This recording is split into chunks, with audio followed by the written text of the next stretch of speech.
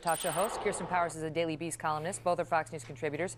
I cast no judgment by calling it living in sin because I have done it. But, you know, there used to be more of it used to be very rare, and it is far less rare. It's becoming the norm now today. Why is that, Monica?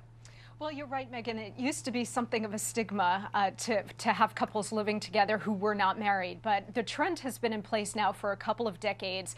I think part of the reason was the feminist revolution of the early 1970s that has sort of liberated women to make their own choices and that they didn't have to be directed into marriage and a family, at least not right away.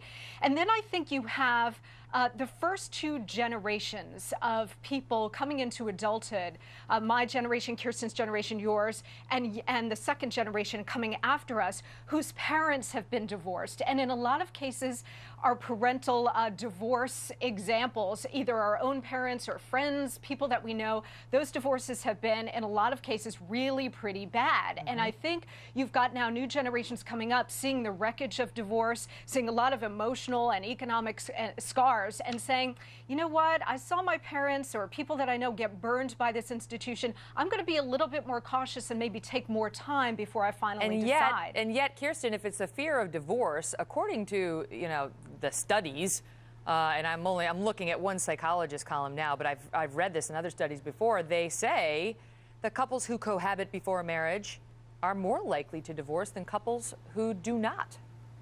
Well, yeah. Well, I guess the theory behind that is because a lot of people end up getting married out of inertia. So they're living together, and it sort of seems like the next natural step, but it's not necessarily an affirmative step. Or maybe one person wants to get married and the other doesn't, and they don't really want to lose the person and lose everything they have, and so they get married.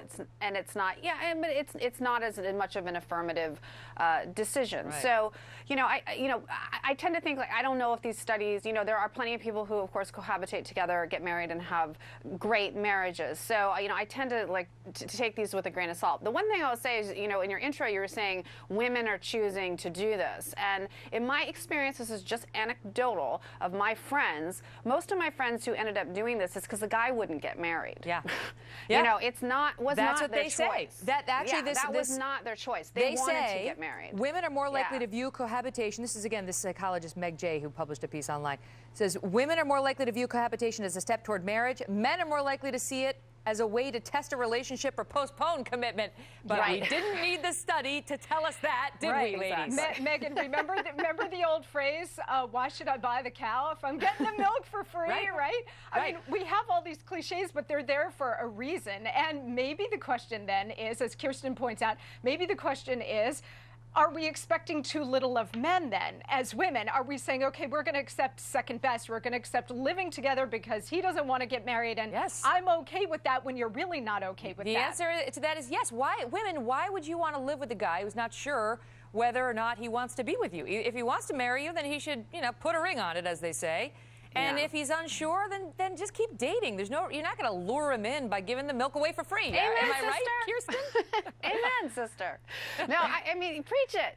No, seriously, you're totally right. You're totally right. And I agree with that. But unfortunately, we live in a society that will tell a lot of these women, oh, well, it's just normal, and it's normal that he's unsure, and just move in with him. And, and so the women do that. And let's face it, a lot of them want to have kids, and they may be, they may be in their early 30s, and they're concerned about that. And so I think they'll end up also having kids out of wedlock because they want to have kids. And I don't fault them for that. Yeah. I think that it's a natural thing. And if you live in a society that affirms this, then it's okay. And look, to be fair, there are women out there who do just want to cohabitate, and there are women out there who have their own commitment issues, you know. So, but I think, like I said, in my experience, it's most of my friends, if they weren't married, it's because their boyfriends wouldn't marry them. I will say this for the record. I cohabitated, lived in sin before my first marriage, and it ended in divorce.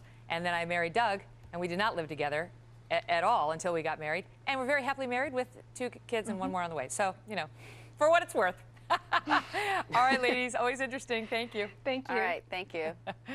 Well, coming up, we are